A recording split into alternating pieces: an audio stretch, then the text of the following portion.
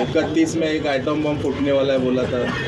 अरे सुनो, मैं क्या बोलता हूँ, बहुत आइटम बम फूटने जरा थोड़ा सा भी इलेक्शन में आप लोगों को रोज मिलने का भी मजा आता है 2 दिन आड़, नहीं तो आप हमको भूल जाएंगे। क्यों रियान, हम लोग विकास में रहना चाहिए ना। बेसिकली फोड़ने वाले आप 16 तारीख को फोड़ने वाले हो। नजीब भाई, कल एक पत्रकार परिषद में विधायक जितेंद्र अवार्ड ने आरोप लगाया कि दहशत पैदा की जा रही है और चुनाव जीतने की कोशिश की जा रही है, इलेक्शन खुशगवार माहौल में लड़ा जाना चाहिए, तो क्या कहेंगे इस पर? जितेंद्र अवार्ड साहब को मैं बोलूँगा गजनी पिक्चर ज़्यादा ना देखे। इलेक्शन 23 था, 20 को 21 को कभी हुआ था विधानसभा का? 23 नवंबर 21 नवंबर को हुआ था। तो 20 की रात आप भूले क्या? 20 की रात भूले आप? और कोई दहशतगर्दी नहीं है। मैं खाली उतना कहूँगा आपके जरिए कि आपके जू के बंदरों को बांध के रखे, वो खुद ही इधर उधर मारेंगे तो आवाम का रिएक्शन का हम बंधे हुए नहीं है।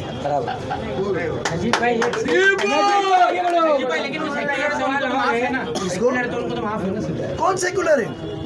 आज सेक्युलर क्या हम है? आज बताइए, भाजपा के सबसे ताकतवर उम्मीदवार मेरे सामने, भाजपा के उम्मीदवार इनके सामने।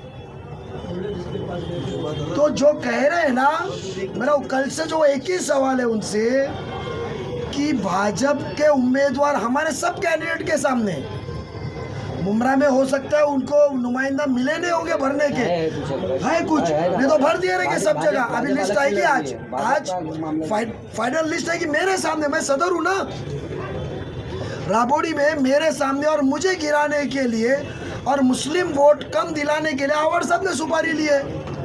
और वो तो कल साबित हुआ ना, मैं सीएम साहब से बात करूंगा और उसका हमने बयान दिया। उनसे हमने ये सवाल भी पूछा कि आपने कहा था सीएम साहब से बात करेंगे, बट क्या आपने बात की? तो उन्होंने कहा हाँ हमने बात की। मैं आपसे ये पूछना चाहूँगा कि आप बेबाक हैं, आप हिम्मत वाले, आप कोई माली हालत से मजबूत पत्रकार नहीं है।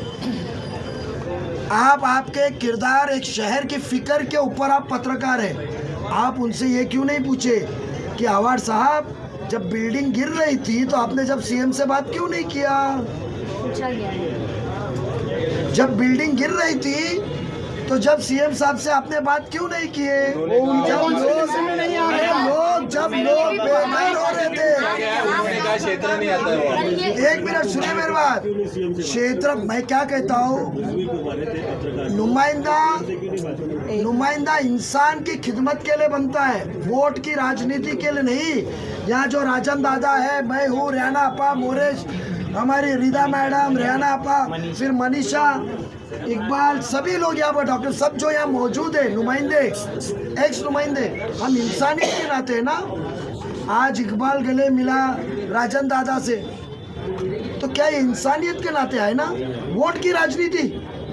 मुझे बताइए, बांधने वाले मुमरा के थे, खरीदार तो मुमरा के थे, तो सीएम साहब से क्यों नहीं बात की? आप ये सवाल पूछिए, क्यों हाउस में आवाज नहीं उठाई? तो बेशक वो गुमराह करते हैं, उनके पास में मुद्दे नहीं है, उनको कहो। नजीब भाई, वो इसका आरोप भी आप लोगों पे ही लगाते हैं कि आप तो जानते हैं कि इस वक्त हम लोगों का किस तरह से बहिष्कार किया जा रहा है, हमको किस तरह से रोका जाता है। वो सीधा कौन? आप एक पत्रकार हैं, आपको मुझे आपकी जाती राय बताइए कि आपको वो आरोप हजम होता? जवाब दीजिए ना।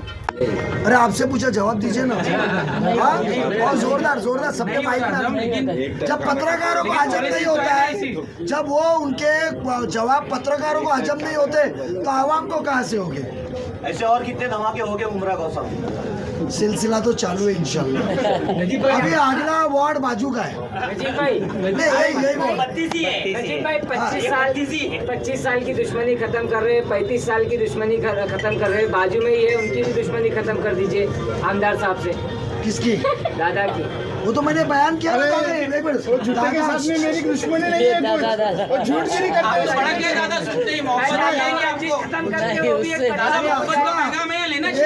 एक मिनट नीलेश जी, मैं छोटा हूँ, हमारे इस्लाम में कहा जाता है छोटे ने कमी पना लेना चाहिए। दो बड़े भाई के आगे या बड़ा इंसान रहेगा, वो हिंदू हो या मुसलमान, वो उम्र से आपसे बड़ा है, उससे लिहाज से आप 2 कदम आगे चलना चाहिए।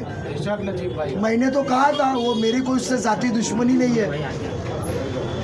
मैंने तो कहा ना, जब हमारी कौन सी जाती दुश्मनी है, उनको तो हमने मौका दिया था हमारे ख्यालात पेश करके। तो आप जिनसे उम्मीद, मुझे क्या लगता है, या तो आपका उनके सामने आवाज़ निकलती नहीं रहेंगी, या तो आपका कहीं हाथ पत्थर के नीचे दबा हुआ रहेगा। खुल के बोल रहा हूँ। या तो सुनो मेरी बात, मैं एक ही वाहिद शख्स हूँ जो आप कुछ भी सवाल करते हैं मैं आपको उसका जवाब देता हूँ, क्योंकि सच्चा हूँ। आप उनसे पूछिए ना कि नजीब ने प्रस्ताव लाया था, वो तो मोहब्बत का पैगाम लेकर चल रहा है, तो आप क्यों ने पहल की? हम तो गए थे। 2016 तो दादा की क्या बात है, मेरा पैगाम दादा का, दादा का मेरा। 2016 में 2016 में नजीब भाई ने ये कोशिश लेकिन अगर की अभी थी मोहब्बत हो गई तो कि मामला बिगड़ जाए। सबसे बड़ा कॉम्पिटिटर होने के बावजूद भी नजीब भाई ने सरेंडर देखो कर दिया था। सुनो, ऐसा है, मोहब्बत से ज़्यादा ज़ाती मफाद है, बिल्डिंगों के प्लॉट है, फ्री में पार्टनरशिप है, ये सब जो मामला है ना, ये रोड के सामने वाली चीज़ों का है। मुमरा की आवाम, मुमरा के काम, मुमरा के मसले मसाइल, मुमरा का कचरा, मुमरा का पानी, मुमरा की ट्रैफिक, मुमरा के खस्ती इमारतें, मुमरा के बेघर हुए घर, उनसे कुछ मतलब नहीं है उनको। नजीब भाई, मैनिफेस्टो की आपने एक सवाल, नजीब भाई मैनिफेस्टो में आपने प्राथमिकता सबसे पहले क्या रखी है? देखो, उस चीज़ का तो मैनिफेस्टो जब अनाउंस करेंगे तो बेशक उसकी एक कॉपी आप पत्रकारों को देंगे, हम पूरे बयानात करेंगे। बयानात करने के बाद में हम वो यहाँ नहीं करेंगे, हम वो एक हॉल में हमने बुक किया है। हॉल में एक प्रेजेंटेशन स्लाइड्स होगा कि डेवलपमेंट कैसा होने वाला है, प्रेजेंटेशन विद प्रूफ एंड सब करेंगे हम। और इंशाल्लाह वो 7 या 8 तारीख को जो प्रेस कॉन्फ्रेंस हम करेंगे, आप सभी को हम बुलाएंगे। उसके लिए थोड़ा सा आपको पूरा डिटेलिंग हम देंगे इत्मीनान से, और वो मैनिफेस्टो के ऊपर जितने आपको सवाल करने हैं आप सवाल कर सकते हैं। मेरे ख्याल से मुबारकबाद के सिवा आपके पास कोई सवाल नहीं रहेगा, इतना यकीन है। नजीब भाई एक सवाल है, यहाँ के जो आमदार साहब हैं, जी, ये सलाम नगर बोलना मेरा सेवक का उनको। चुनाव है, ये नाली खड़ंजा का चुनाव है, ये बिहार के हिजाब का मामला क्यों इस बीच में ला रहे हैं? दूसरी बात ये कि ये हमारे लोकल मुद्दा और लोकल चुनाव हो रहा है, इसमें वो नीतीश कुमार और हिजाब कब तक ये मुसलमानों के जज्बात के साथ खेलेंगे और उनके नाम पर वोट करेंगे? नहीं, मेरे को तो, मैं आवर साहब का शुक्रगुजार हूँ, उन्होंने दुबई और सूडान में हो रहे लफड़े के बारे में बात नहीं किया। अल्लाह ने थोड़ा सा अरे हमारे पे रहम किया, उसके लिए मैं उनका शुक्रगुजार हूँ। नहीं तो यमन और सऊदी के बीच का उन्होंने मसला नहीं लाया इधर। तो ये अब आवाम को पता चल रहा है कि इंसान झूठा है, कसम खा नहीं सकता, चमड़ी ढीली हो गई, हाथ स्लिप हो जाता है माँ कसम का। तो बेशक वो आवाम को समझ में आ रहा है, और मैं आप लोगों से इल्तिजा करूँगा। भाई उन्होंने आमदार का चुनाव क्या वजह रही गाड़ी खाली हो रही है और गाड़ी क्या वजह रही? एक ही वजह है कि हर कार्यकर्ता, हर नेता को मालूम है कि कुर्सी एक होती है, मांगने वाले 4 होते हैं। उनको उम्मीद रहती है कि सच बोला जाए और जो वादा किए वो पूरा किया जाए। उनका ऐसा है कि 1 तारीख को 1 को वादा, 2 को 2, 3 को 3। उनको खुद को याद रहता नहीं है, मगर जो सच्चा इंसान होता है उसको याद रहता है मैंने किसको जबान दी है। उनको लग रहा जो बदगुमानी थी, जो गुरूर तकब्बुर था, आने वाले 16 तारीख को इंशाल्लाह। इसका पहला ले लो बात। नमस्कार। मुझे आज बहुत खुशी है कि राजन दादा के साथ, जैसा हमने पहले कहा था कि हम मुमरा में सहूलत देने के साथ साथ एक मोहब्बत का पैगाम लेकर आए। क्या बात है, बहुत अच्छी। इंतशार, दुश्मनी ख़त्म करने आए हैं। हार के बावजूद भी हम हारे नहीं, और वो हमारा जो मकसद था कि आवाम के दिलों को जोड़ना, एक खुशी का माहौल मोहल्ले में आना चाहिए, सियासत को सियासत के वक्त तक वापरना चाहिए, बड़े बड़े बयान से ज़्यादा छोटे छोटे काम करना चाहिए। मुझे आज भी यकीन है कि 2009 और रेहाना आपा को याद है कि सबसे जूने और पिछले 16 साल के अंदर रेहाना आपा कभी भी आपने याद किए तो मेरा नंबर और वो रेहाना आपा का घर मुझे आज भी याद है। मैं दावत लेके गया था और उन्होंने राष्ट्रवादी में प्रवेश किया था और हमको साथ दिया था। इकबाल समाज कारण के पहले से एक विद्यार्थी क्षेत्र से वो मेरे पास आता था, हमेशा सुख दुख में वो साथ में रहता था। तो रेहान और राजू के साथ साथ अलग अलग जगह पे हमने रिश्ते बनाने का काम किया है। और आज राजन दादा बड़ा भाई है, साथ में एक देखेंगे जो कॉम्बिनेशन बना है, रीदा मैडम है, हमारी मनीषा पवार मैडम है, चलेगा। हो सकता है कंपनी के मालिक के खिलाफ बात कर रहे हैं, इसके लिए टोरेंट कंपनी के मालिक ने लाइट जलाया होगा। टोरेंट कंपनी उनके ताबे में, हमारे नहीं है। तो बेसिकली हमने आज जो कोशिश की है, बहुत खुशी की बात है। रेहाना आपा, इकबाल, जगताप साहब, मैं आप लोगों को इतना यकीन दिलाऊंगा कि झूठ का आश्वासन हमारे पास में नहीं है। 20 टिकट हमने भी बांटे, किधर विद्रोह नहीं। सामने बिठा के पूछे कि नहीं दे सकते आपको, बिठा के बोले, और जब तक उनको मनाए नहीं, उनको बताए नहीं, उनसे बात की नहीं, और कोई नहीं बोल सकता है कि उसके अंदर उनको सामने लेकर गए। आज आपको जो हमने यकीन दिलाया है आने वाले दिनों के लिए, एक पार्टी के सदर के नाते, एक महाराष्ट्र के पार्टी के जिम्मेदार के नाते, दादा का वचन नजीब का वचन है, इतना मैं आपको कहता हूँ, इतना मैं आपको कहता हूँ। मिल के रहिए। जब यहाँ से आप चुन के आएंगे तो आपको चुन के लाने वाले कार्यकर्ताओं को भी उतना इज्जत से नवाजा जाएगा, ओहदे से नवाजा जाएगा। वो जिम्मेदारी हमारी रहेगी। और आने वाले दिनों में हम राष्ट्रवादी कांग्रेस पार्टी को मजबूत करेंगे। घर घर तक हम अपने तरक्की का, कामों का पैगाम लेकर जाएंगे।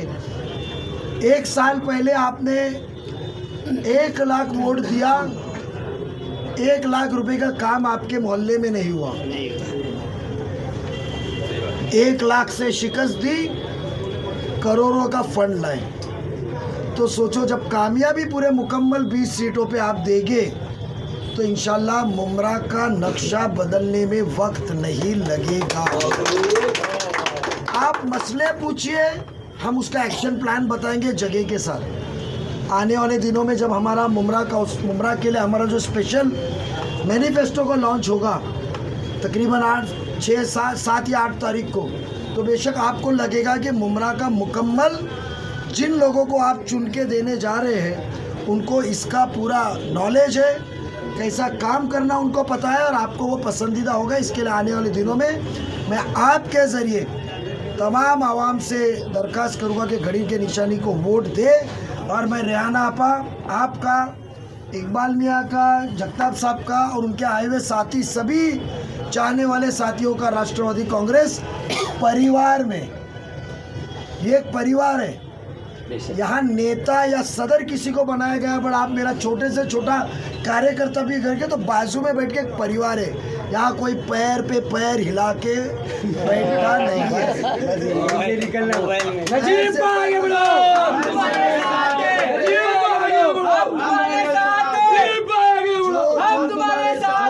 वो बड़े हैं। आज आपने देखा है कि खुशी की बात है कि सब मिलके इलेक्शन लड़ रहे। यही माहौल के साथ और जिम्मेदारी के साथ आने वाले दिनों हम इनका सामना करेंगे।